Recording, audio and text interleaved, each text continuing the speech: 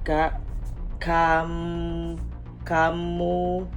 O anak, ano ginagawa mo? Nag-aaral lang po ako magbasa tsaka magsulat. Bakit?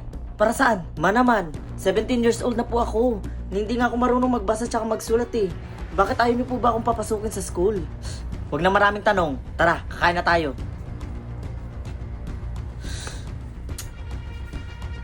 Ano ba namang buhay ito? Ang boring. Walang TV, walang cellphone. O kaya kahit ano man lang pwedeng paglibangan. Anak, ilang araw ka nang hindi kumakain ah. May problema ka ba? Wala po ma. Yung totoo anak.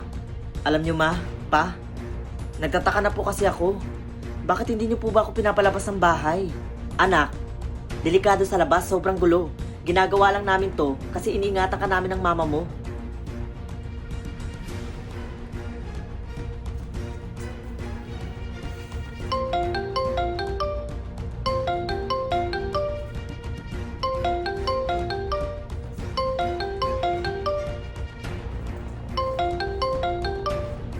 Bakit mo pinapakailaman tong cellphone ko? Di ba anak, kabilin-bilinan ko sa'yo na bawal kang gumamit ng kahit anumang gadget? Dahil makakasira yun sa kalusugan mo. Sorry po ma. May tumatawag po kasi. Go to your room, now!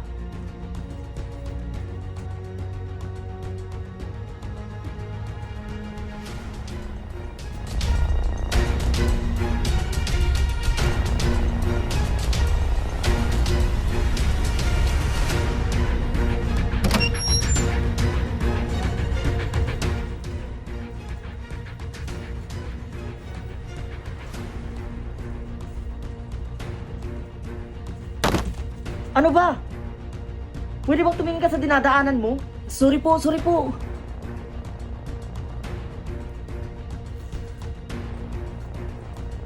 Teka, parang kilala kita.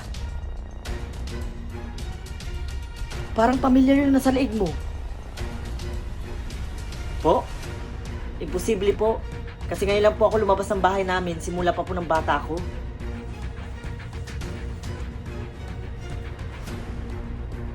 Ikaw ba to? Opo, ako po yan. Bakit po kayo may picture ko? Hello? Nakita ko na po yung nahanap nyo.